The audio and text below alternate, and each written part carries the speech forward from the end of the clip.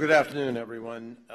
Delighted to be here. I'm sorry that we're running a little bit late. I'm delighted to be joined by my co-chair, Foreign Minister Sushma Swaraj, by my cabinet colleague, Commerce Secretary Penny Pritzker, and by her counterpart from India, Minister Nirmala Sitharaman. We're each going to offer some very brief opening remarks, and then we will open up to the questions. I know we have to limit that a little bit. I apologize again just because of time.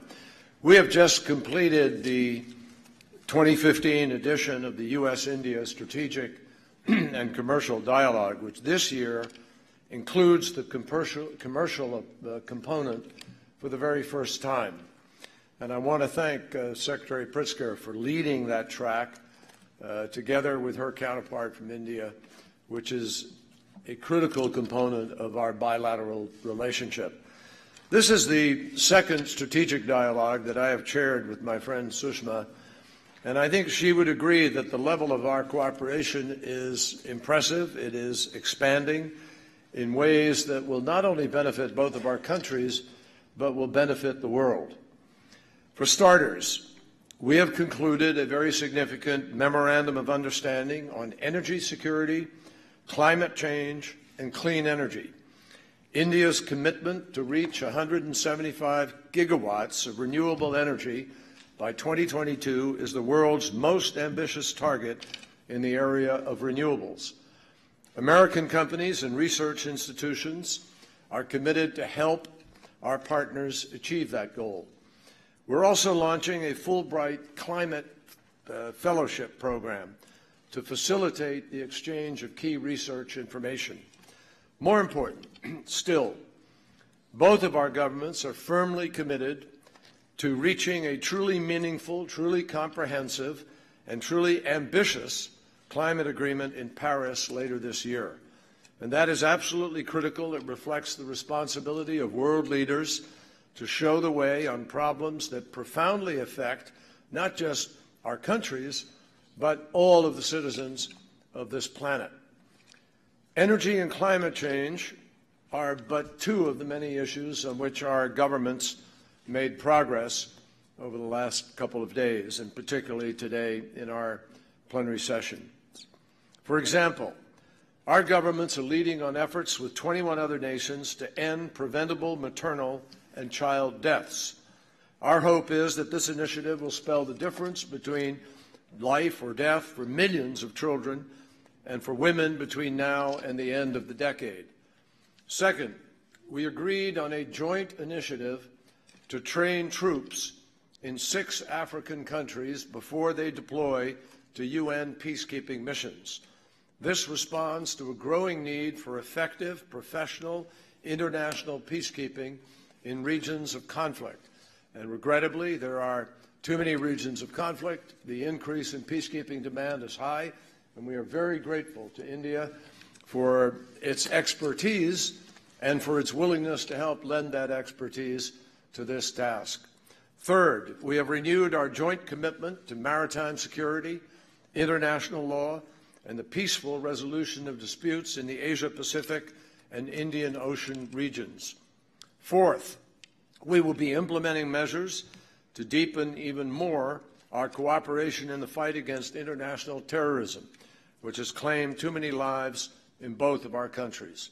Fifth, we reaffirmed our joint commitment to a secure and stable Afghanistan, a sovereign Afghanistan, and discussed next steps in helping the government in Kabul to strengthen its institutions and combat the threat that is posed by violent extremists. Sixth, we're launching a promising new ocean dialogue in order to promote the sustainable, and I emphasize sustainable, development of the blue economy, as we call it. The world's oceans are being challenged everywhere.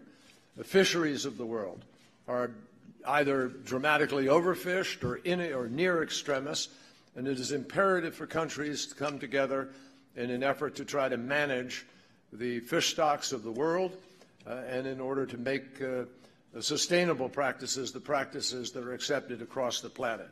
Seventh, we established the Pace Setter Fund, a joint $7.9 million fund to promote innovative, off-grid, clean energy solutions.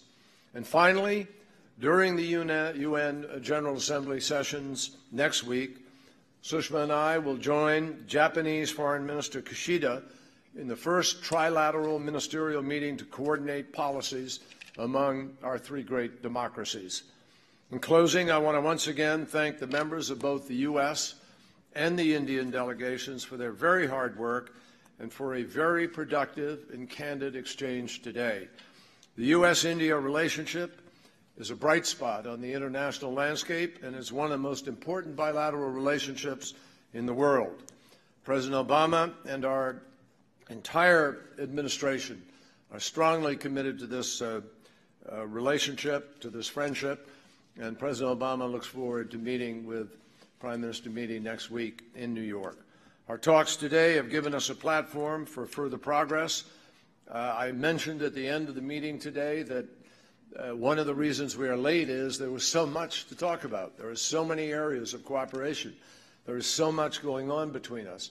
It is clearly one of the most fruitful, one of the most productive bilateral relationships that I have the privilege to work on, and I'm very grateful to our colleagues, my colleagues, for helping to make it so. So with that, it's my pleasure to yield the floor to Minister Swaraj. Thank you.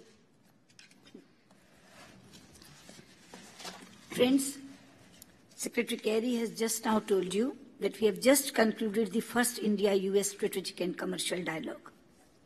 Our discussions have been most productive and fruitful and allowed us an opportunity to assess and review all the good work being done on both sides in different fields. We have also charted new ideas and initiatives to further strengthen our bilateral cooperation in different domains. We also reviewed the outcomes of the bilateral health dialogue, energy dialogue, and the joint working group on climate change. All of these dialogues and meetings were held in the last couple of days. In my meeting with Secretary Kerry earlier this morning, we shared our strategic priorities, interests and concerns on issues of mutual interest, including security and counter-terrorism, convergences in India's Act East policy, and the US rebalance in Asia. Secretary Kerry and I agreed to work towards forming India's membership of APEC. A main takeaway from our discussions includes our shared view that we need to keep the big picture, the strategic framework of relationship in mind, especially when it comes to our strategic security and political interests, regionally as also internationally, as also when we deal with transactional issues.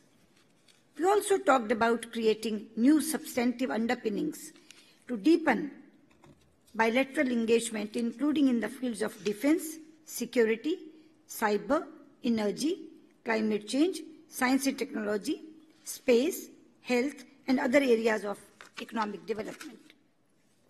We have launched a new high-level dialogue between India's Foreign Secretary and the US Deputy Secretary of State on regional and global issues. We welcomed US reiteration of their support for India's membership of the 4 major multilateral export control regimes, including the NSG. We spoke of India's aspiration for greater participation in Internet governance organizations such as ICANN and related bodies.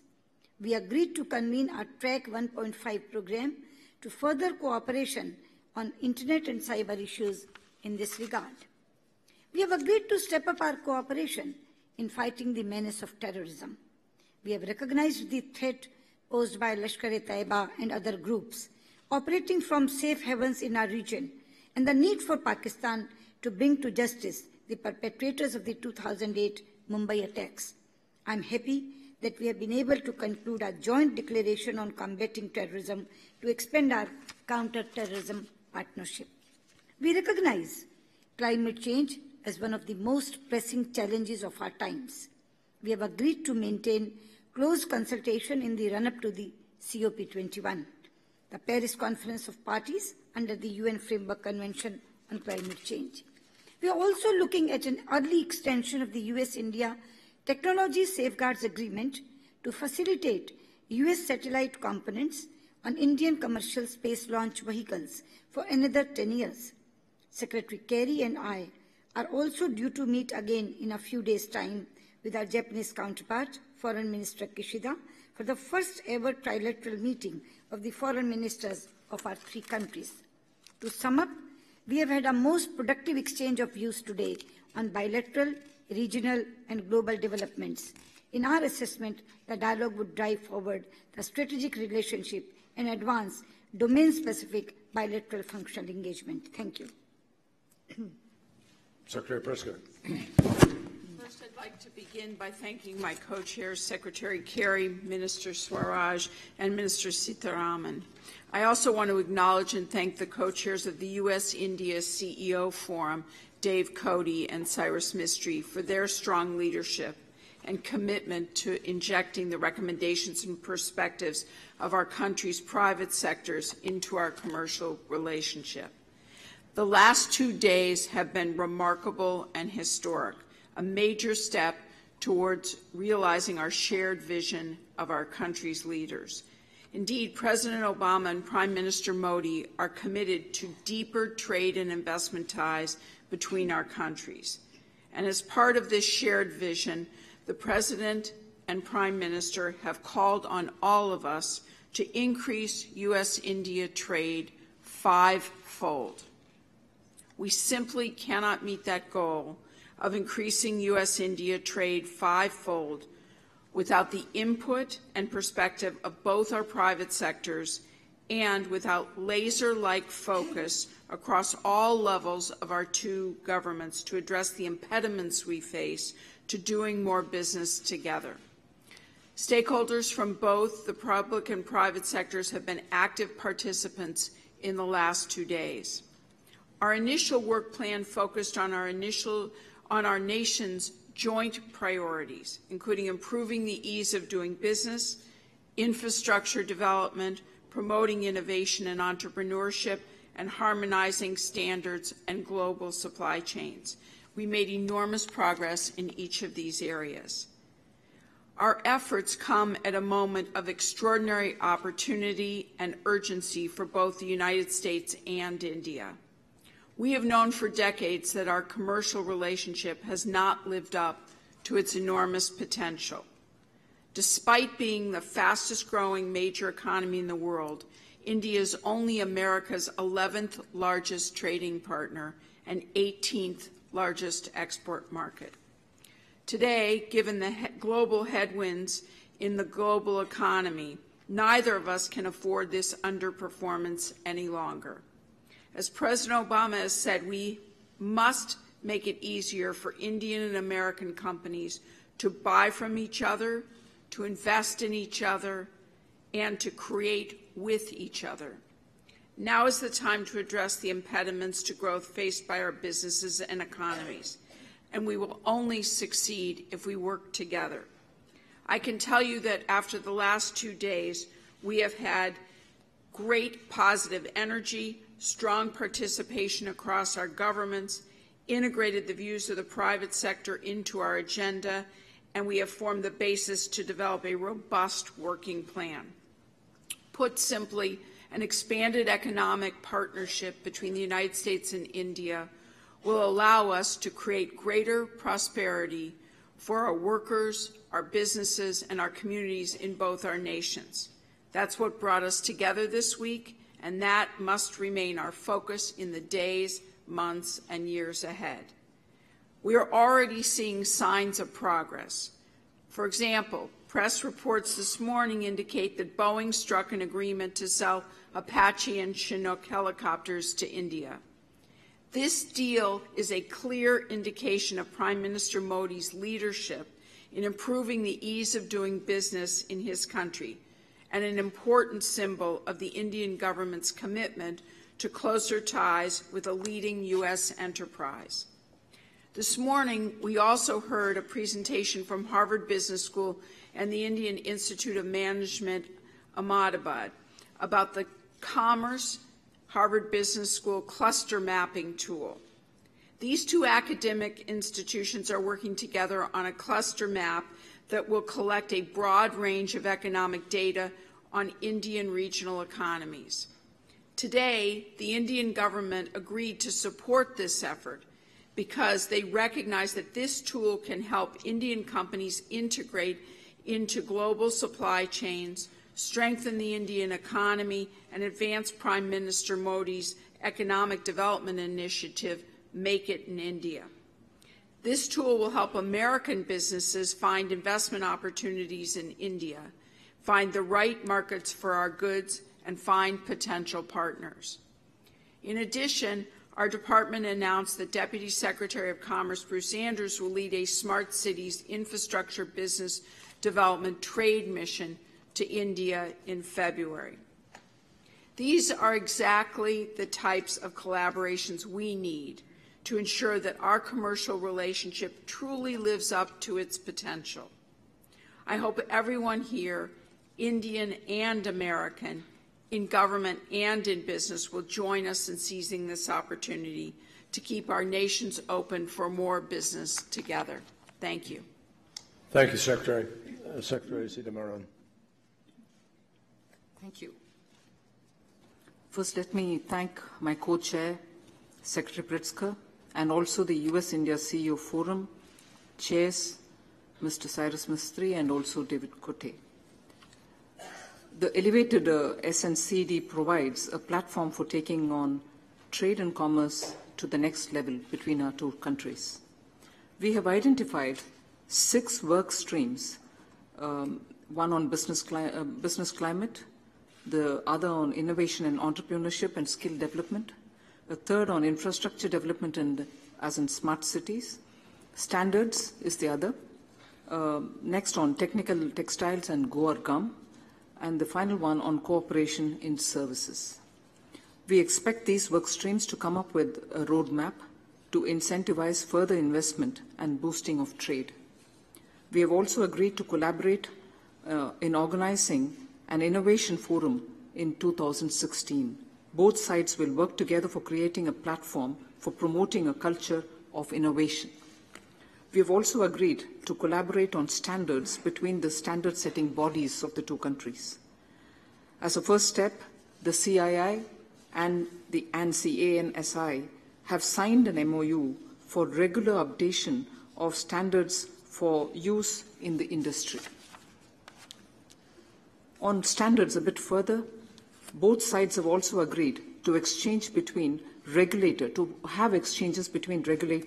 for minimizing barriers for trade.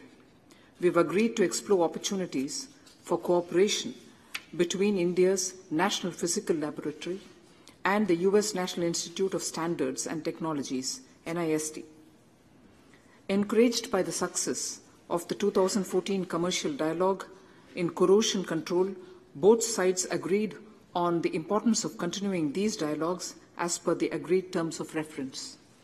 U.S. recognizes and appreciates India's efforts to launch a national mission on corrosion control technologies and standards. The next is on services. The U.S. has agreed to support India's Swayam initiative for developing evaluation techniques for massive open online courses and distance education courses by facilitating discussion between industry experts and specialists. The next is on infrastructure.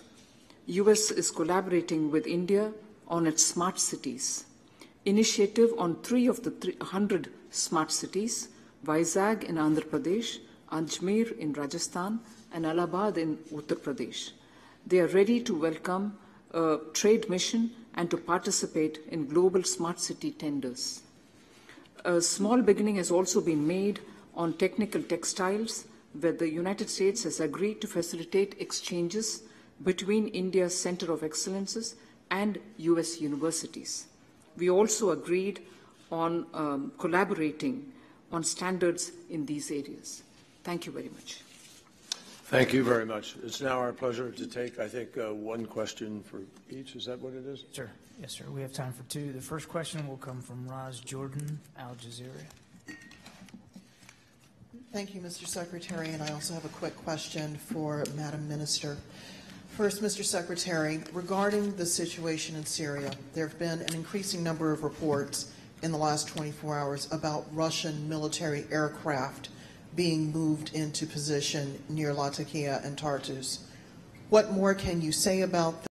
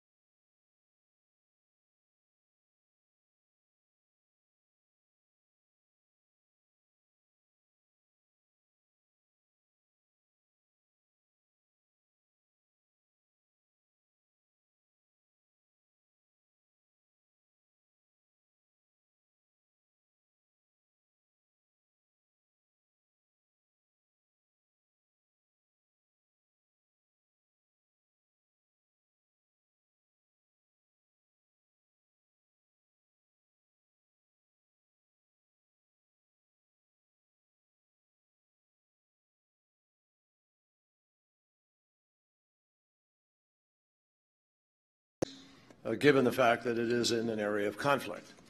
Now, you raised the question of Russia's support and why it's doing this and the sphere of influence across the Middle East.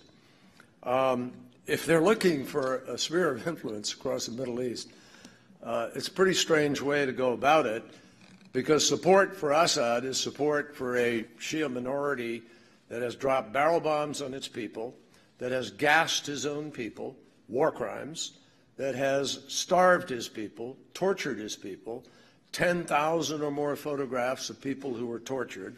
And if you're choosing to try to spread influence, to spread it by supporting those kinds of activities and that kind of individual choice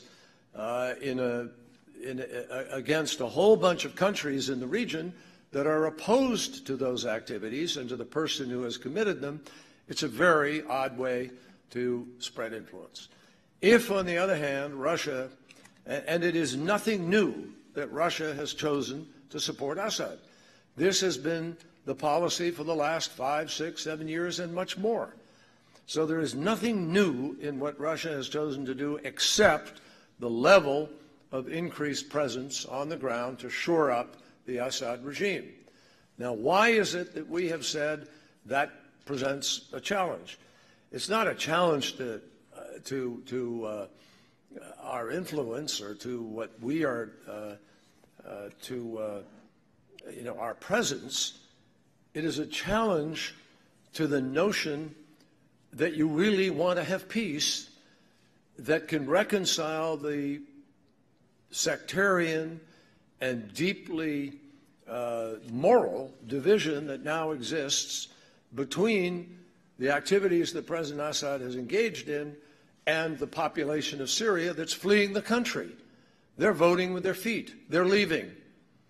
And what is happening is the country is being destroyed in the process by Assad's insistence that he and only he is the person who can somehow lead it, and by the Russian and Iranian support for that theory. And we don't agree with that. And we believe deeply that there has to be a political resolution here. But that political resolution can only come about through a negotiation. We agree on some key things with the Russians. We agree that we both want a Syria that is whole and peaceful and stable and secular, and where its sovereignty is respected. We both want to see ISIL destroyed and defeated and gone, as well as any other violent extremist entity. We both have concerns about the need to end the flow of foreign fighters and the attraction of those foreign fighters, which draws people to this battle, which is dangerous for everybody. The big difference between us is that we believe their sustaining of Assad is inadvertently or, unwittingly a continuation of the attraction of those foreign fighters to the fight, because they will come to oppose Assad. And therefore, if you really want to end the war, you have to get to the business of a political dialogue in which you have some kind of negotiated resolution to that fundamental fact. And we don't yet have clarity with respect to the Russian effort. If they are there to fight ISIL and only ISIL, even as they provide continued support as they have previously to Assad, but with a view to getting to a legitimate negotiation and to cooperating with people against ISIL, that's one possibility, and it's one, it's something that we will obviously talk about in New York in the next few days. But if they are there to shore up Assad and to simply stand there in a way that provides Assad with continued sense that he doesn't have to negotiate, then I think it's a problem for Syria, and it's a problem for everybody who wants to bring an end to this conflict, which has gone on for too long now. I just met with a group of refugees in Germany the other day, and listening to their stories of barrel bombs being dropped on them from helicopters from the sky, people who simply want to lead a better life and have an opportunity and live free of oppression and of all that is going on. When you hear those stories, you recognize how imperative it is that the global community come together and find a solution. Our hope is that Russia is prepared to be helpful, and Iran prepared to be helpful in finding a peaceful resolution to this conflict. The framework was set up a number of years ago. Russia signed on to that framework. It's known as the Geneva Communique of 2012, which puts forward a transition by mutual consent whereby you move to a peaceful resolution of the future of Syria. We're prepared to engage in that discussion immediately, and we hope Russia likewise will do so. On China, look, this meeting has nothing to do with China. We made no mention of China in this conversation. This is about U.S.-India relationship, two great democracies, the oldest and the largest, that have come together, brought together by common values about freedom and opportunity, innovation, the ability of people to make choices in their life and to do as well as they can. And we, there's no message to China here intended other than the sort of normal commerce and cooperation that goes on in the world by countries of like mind that want to create a better relationship without regard to geopolitics and, chess moves on the political stage. This is about a country that has millions of people still living in poverty, a country of great innovative capacity that wants to provide for its people and grow effectively. And we see in our common relationship very important common goals. It is also about our mutual security interests. And I suppose tangentially you could argue that because we are in common accord with respect to the South China Sea and rule of law, that is a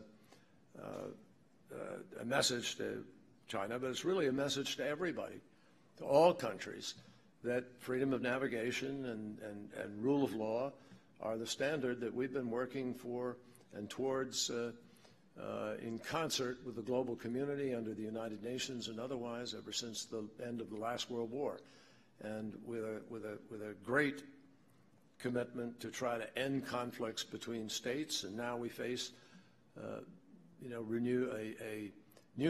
increased challenge of non-state actors presenting the greatest challenge to all of us. So that's what we're talking about, and we welcome China at the table to discuss with us and we will be discussing with China in the next days in President Xi's visit here in Washington and in New York at the United Nations General Assembly. Madam, I think the question posed to me has already been answered by Secretary Kerry, but still I would like to reiterate what he said, that China did not even figure in our conversation.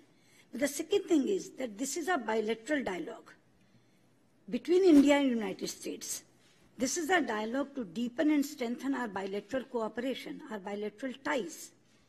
And this dialogue is not being charted to create wider influence in any part of the world or China.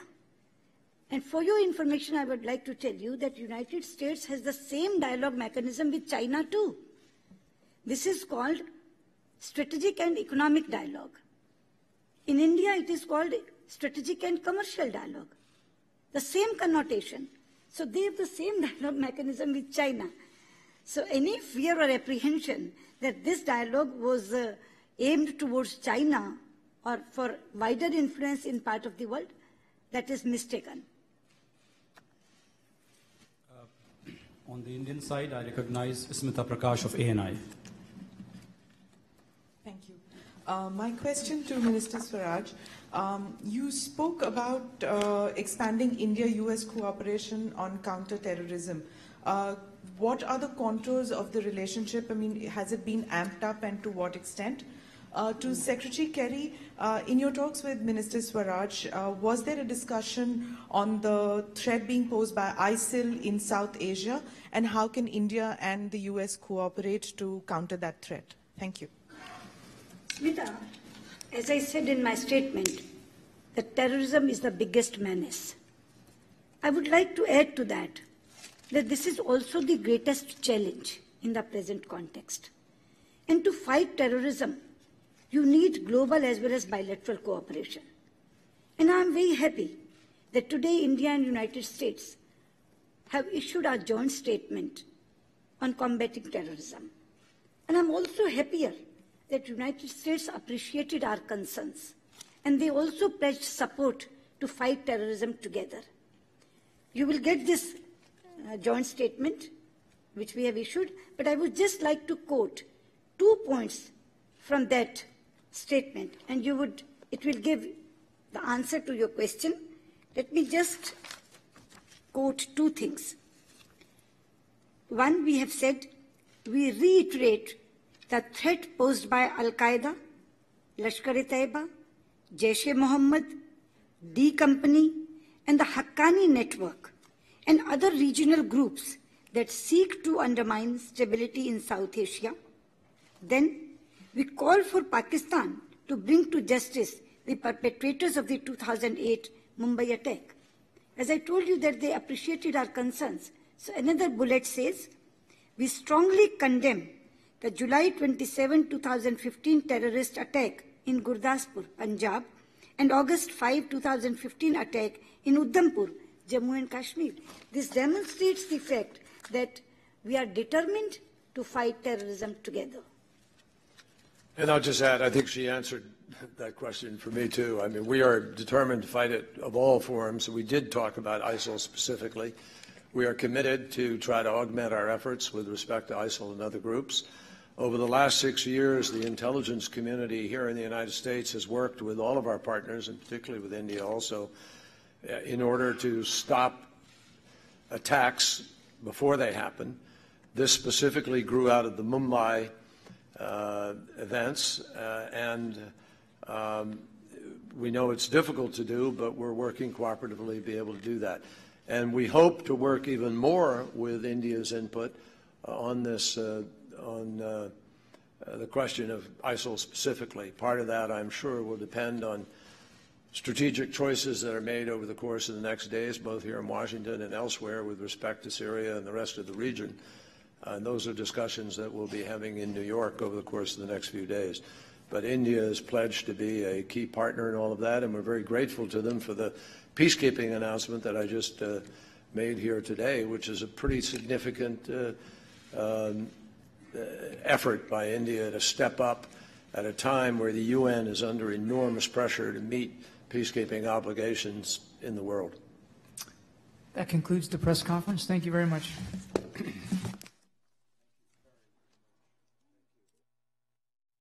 Thank you for your very warm reception and gracious hospitality. Thank you for your kind words of friendship for India.